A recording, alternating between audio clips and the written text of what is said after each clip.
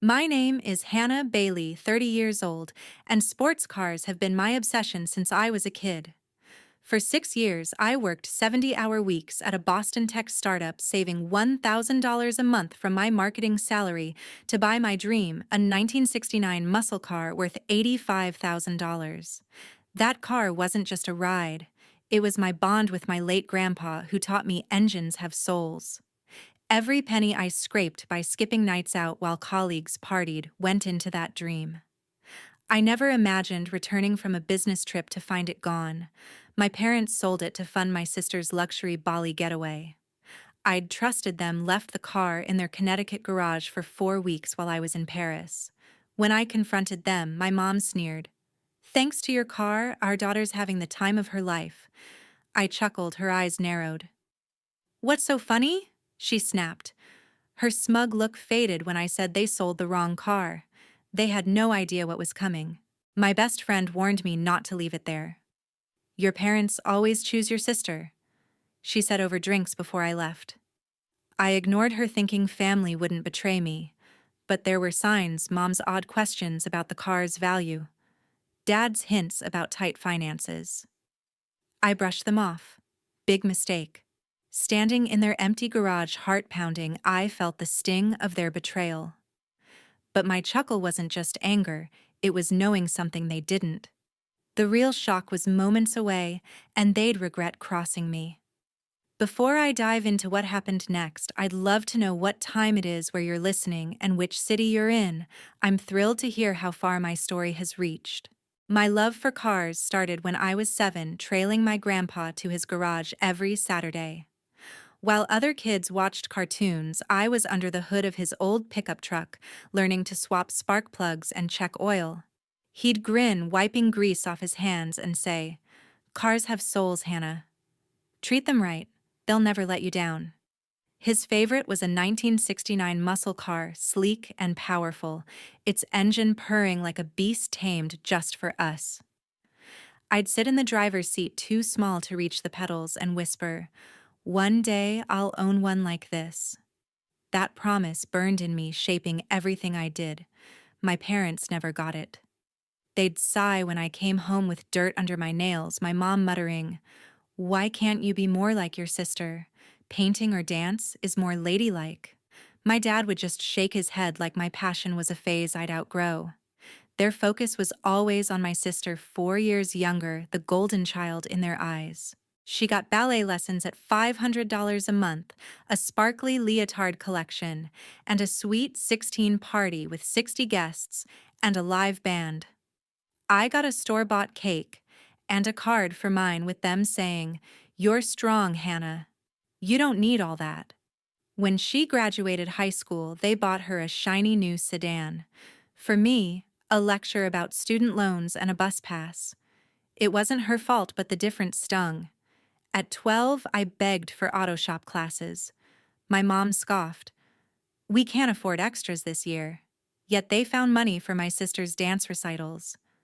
I taught myself from library books, sneaking tools from Dad's shed to practice. My parents called it unfeminine, but to me, cars were freedom, a way to prove I didn't need their approval. Grandpa understood. He'd pat my shoulder and say, "You're tougher than they think." When he passed away during my senior year of high school, it broke me. I vowed to honor him by owning that dream car no matter what it took. College was my escape. I moved out of our Connecticut home to Boston, juggling 3 jobs, waitressing, tutoring, retail, while pulling a 4.0 GPA in marketing. My parents barely noticed, too busy cheering my sister's every move. Her college graduation had them flying out, throwing a catered party. Mine, they sent a text. "Congrats, proud of you." I didn't let it stop me. After graduating, I landed a job at a tech startup in Boston, grinding long hours but loving the challenge. Every extra dollar went to a savings account earmarked for one thing: that 1969 muscle car. While friends bought designer bags or took ski trips, I brown-bagged my lunch and lived in a cramped apartment with roommates.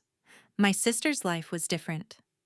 At 26, she was still leaning on our parents, working an entry-level sales job and complaining it was too hard. They'd bail her out paying her rent-funding weekend getaways, while I got nothing but advice to keep working hard. I loved her, but the double standard was impossible to ignore.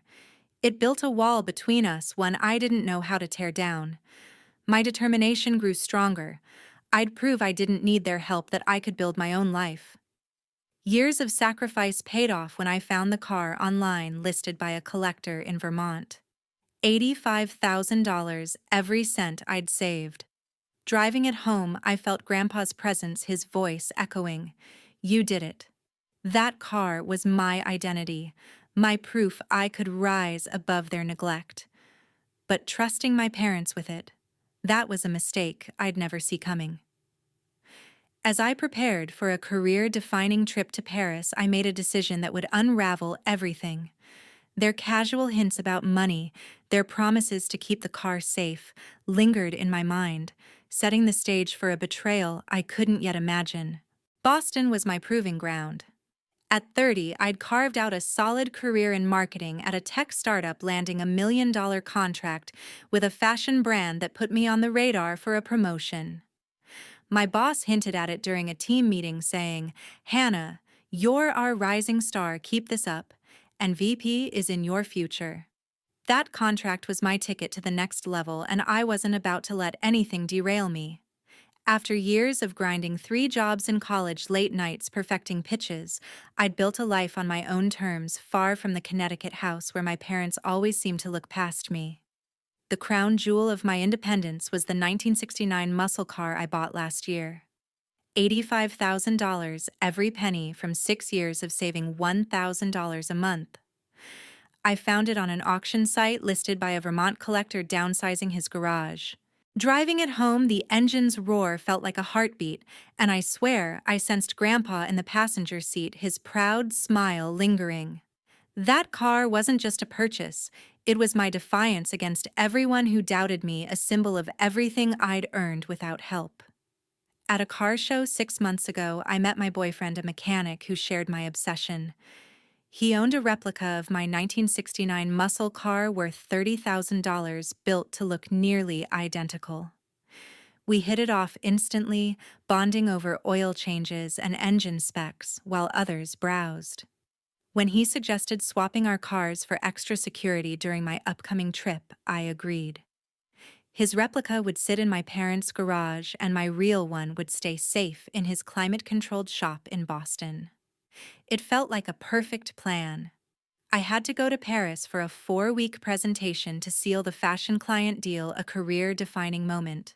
My parents' suburban Connecticut home, with its low-crime neighborhood and spacious garage, seemed like the safest place to leave the replica. My mom called a week before I left, her voice dripping with guilt. "Hannah, we haven't seen you in months. Leaving the car here shows you trust us, it'd mean a lot." I hesitated, remembering their favoritism, but caved. I drove the replica 40 minutes from Boston, parking it in their driveway. My dad admired it, running a hand along the hood. "Still a beauty," he said. "Grandpa would love this." I handed him the keys, stressing, "Start it once a week for 15 minutes, but don't drive it. Insurance is strict. And keep it covered." He nodded, a bit annoyed. "I know how to handle a car, Hannah." Over dinner that night, my sister joined us, fresh from her sales job and full of complaints. "Work's killing me," she sighed, tossing her hair. "My friends are planning this insane Bali trip, but I can't afford it. It's so unfair." My mom made sympathetic noises, suggesting they'd figure something out. I bit my tongue, recalling how I'd worked through college without a dime from them. My dad stayed quiet, mentioning their tight budget from a recent home repair. I left for Paris the next morning, confident the replica was secure, texting my boyfriend to confirm the swap. "Your car is safe in my shop," he replied. "I'll check on the replica tomorrow." Paris was intense, long days pitching to executives, late nights tweaking slides. The client loved our proposal, and by week 3 we were close to signing. I called home regularly, and my parents assured me everything was fine. The car's safe. My dad said, though, his tone felt off, like he was holding back. My sister posted Instagram stories from her job, looking stressed, but dropping hints about needing a break. I pushed it out of my mind, focusing on work. Then in the final week, my mom texted big surprise waiting when you get back. I assumed it was a home-cooked meal or some small gesture. My gut twisted slightly, but I ignored it, caught up in the thrill of the deal closing. The client signed and my boss called to say VP's looking real good, Hannah. I boarded my flight home daydreaming about cruising my car along the Charles River, clueless about the storm waiting for me. The 14-hour flight from Paris left me drained, but the thought of driving my 1969 muscle car again kept me buzzing. I'd just closed a $1 million deal, and my boss's words, "Vice President," echoed in my head. Landing at Logan Airport in Boston, I grabbed my suitcase and hailed a taxi straight to my parents' house in suburban Connecticut. I texted my boyfriend 10 minutes out, "Can't wait to swap the cars back." He replied, "On my way." I leaned back, imagining the engines roar along the Charles River, clueless about what was waiting. The taxi pulled into the driveway and my stomach dropped. The garage door was open, revealing my dad's sedan and my mom's SUV, but no muscle car. My pulse quickened as I paid the driver and wheeled my luggage to the front door. My mom opened it before I could knock her smile tight. "Welcome home, Hannah," she said, hugging me half-heartedly. I barely hugged back, my eyes fixed on the empty garage. "Where's my car?" I asked, voice steady but sharp. She hesitated, glancing away, then ushered me inside. My dad sat in his recliner, newspaper in hand, his smile not reaching his eyes. "Dad, where's my car?" I pressed a knot tightening in my gut. He cleared his throat, voice oddly high. "Something came up, honey." My mom busied herself with a plate of cookies, avoiding my gaze. "What does that mean?" I demanded, stepping closer. "Where is it?" My mom turned, chin lifted, defensive. "Your sister needed help," she said firmly. "A once-in-a-lifetime chance." I stared, uncomprehending. "What does that have to do with my car?" She pulled out her phone, showing me Instagram. There was my sister posing at a Bali resort, cocktail in hand, designer sunglasses gleaming, grinning like she owned the world. "Thanks to your car, our daughter's having the time of her life."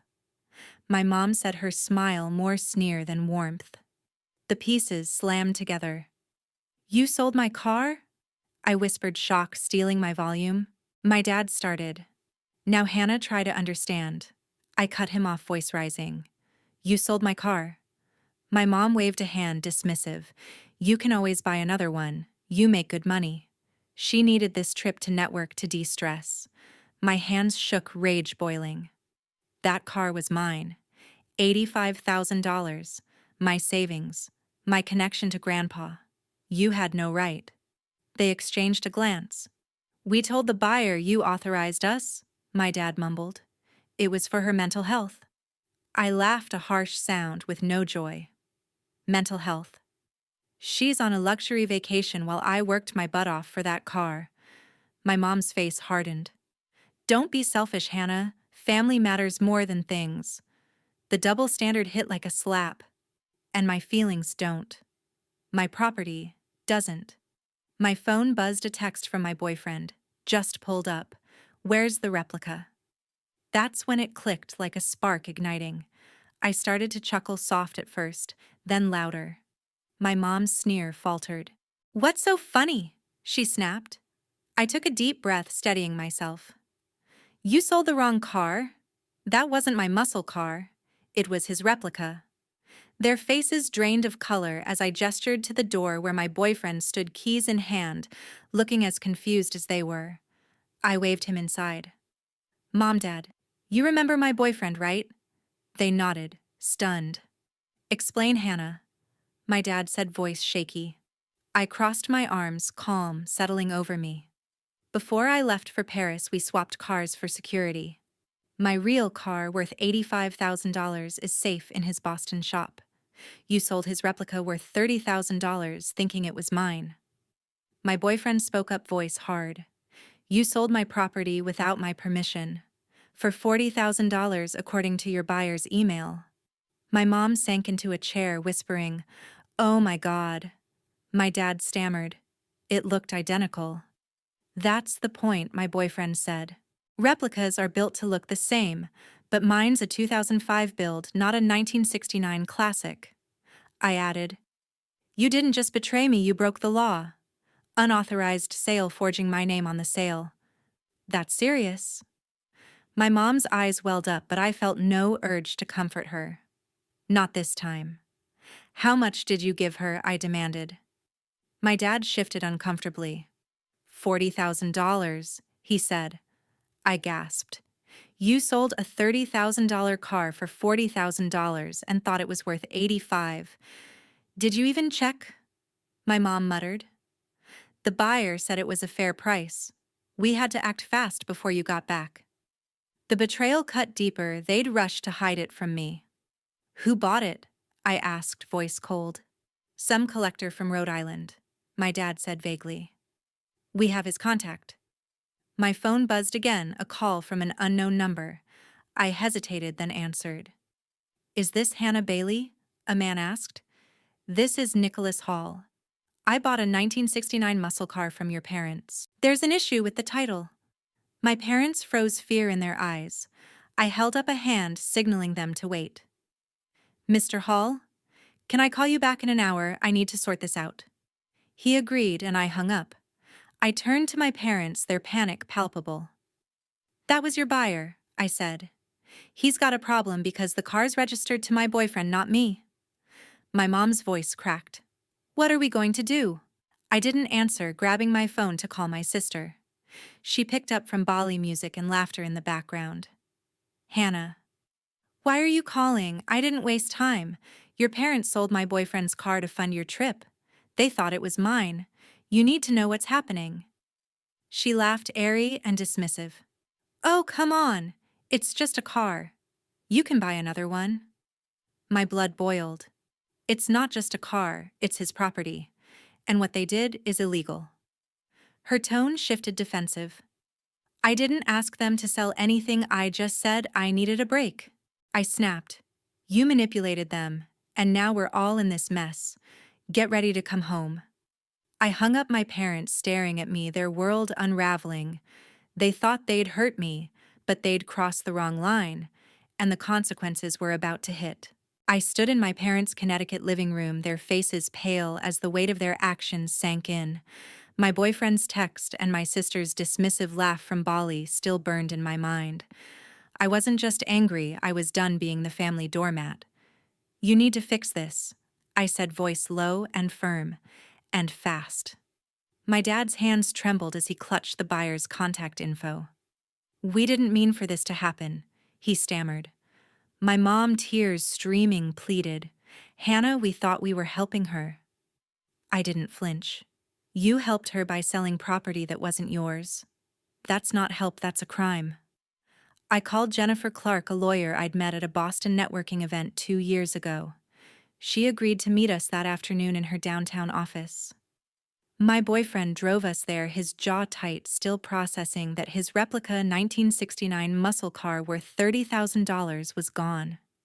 Jennifer didn't mince words. Your parents sold property without permission, she said, reviewing the sale documents they'd sent over. In Connecticut, that's considered conversion, potentially a felony. Add in forging your name on the title, and they're looking at serious legal consequences. Up to 7 years if charges are pressed. My mom gasped, gripping my dad's arm. 7 years, she whispered. Jennifer nodded. The buyer, Nicholas Hall, is an innocent party. He paid $40,000 for a car that wasn't theirs to sell.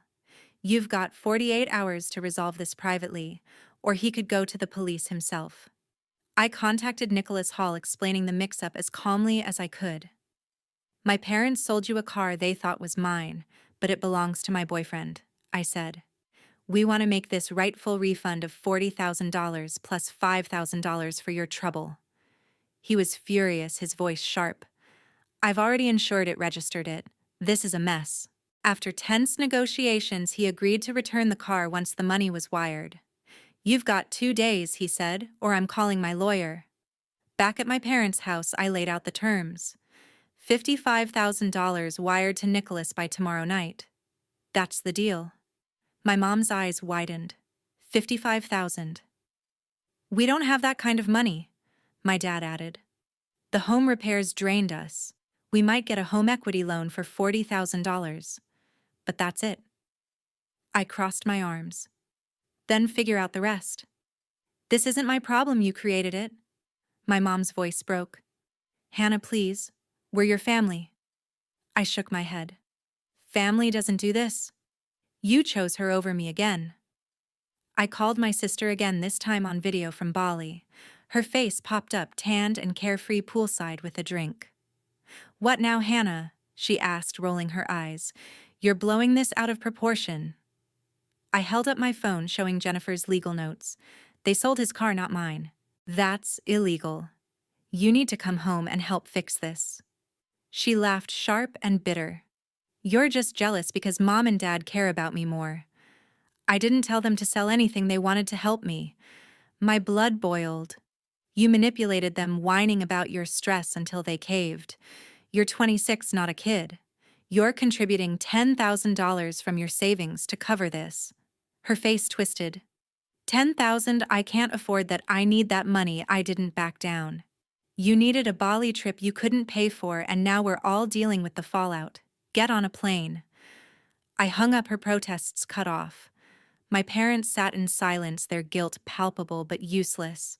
My mom tried one last plea. "Hannah, she's struggling. You've always been the strong one." I snapped. "Being strong doesn't mean I owe you my life. Actions have consequences for everyone." My aunt called later that evening, her voice dripping with judgment.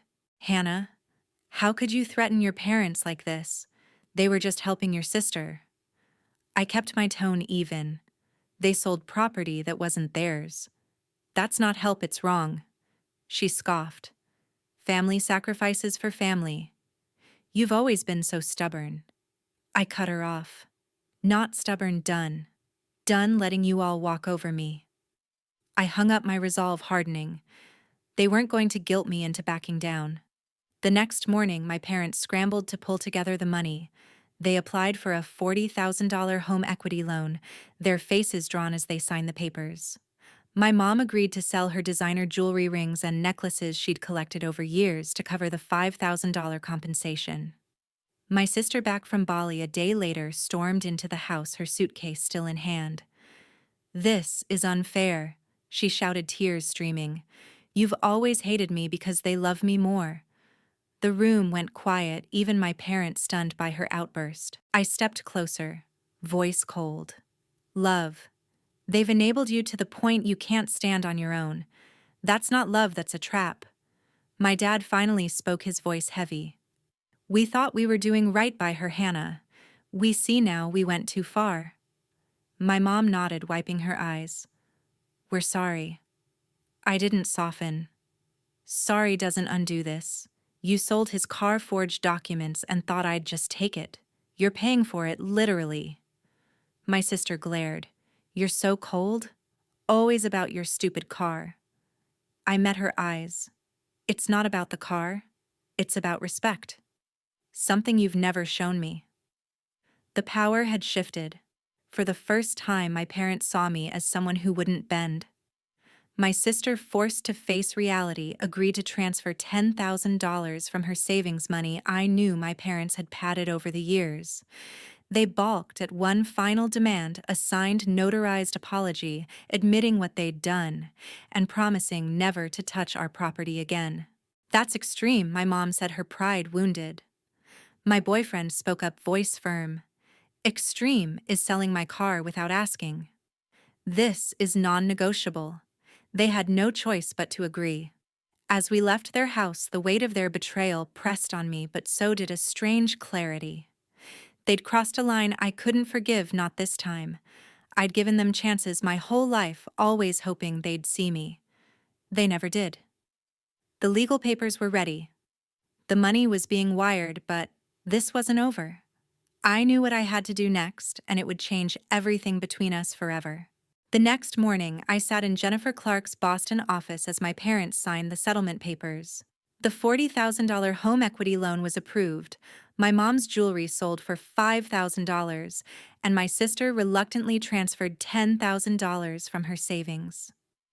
$55,000 was wired to Nicholas Hall, and my boyfriend's replica 1969 muscle car was back in his possession undamaged.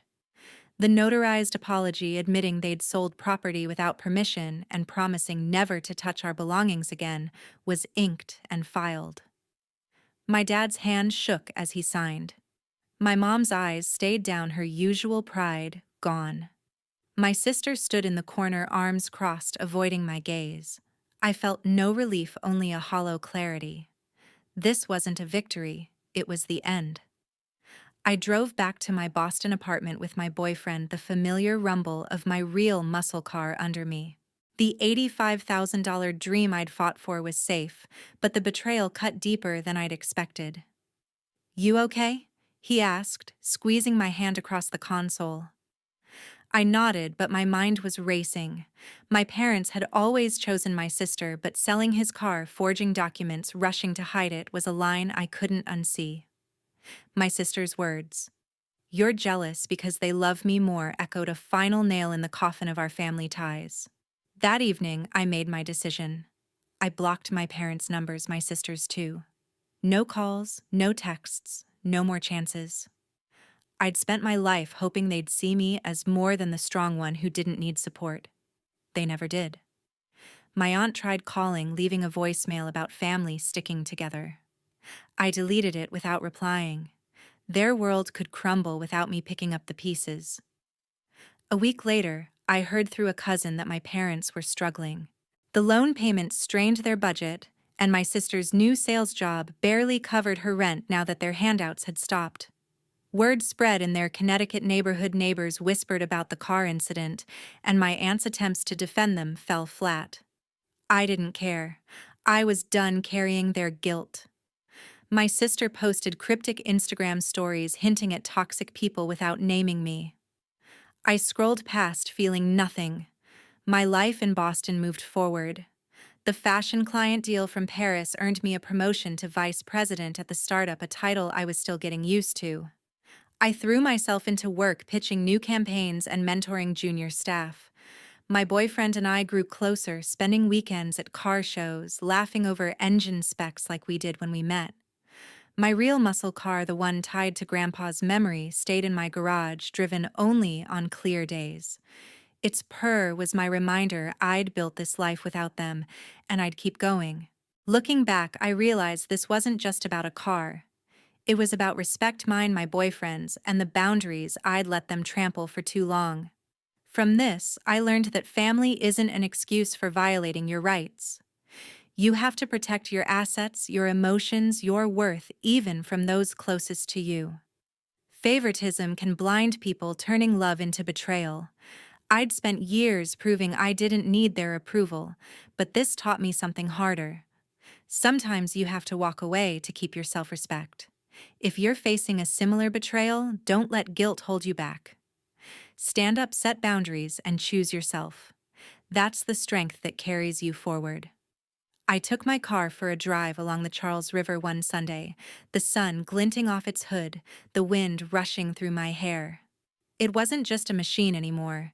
It was my defiance, my independence, my refusal to be diminished. I'd lost a family, but I'd gained something more, the freedom to live on my terms. Thank you for listening to my story. If you've ever had to stand up to family who crossed your lines, share your experience in the comments. I'd love to hear how you handled it. Hit subscribe for more stories like this, where we unpack real drama and real lessons. Your support means the world.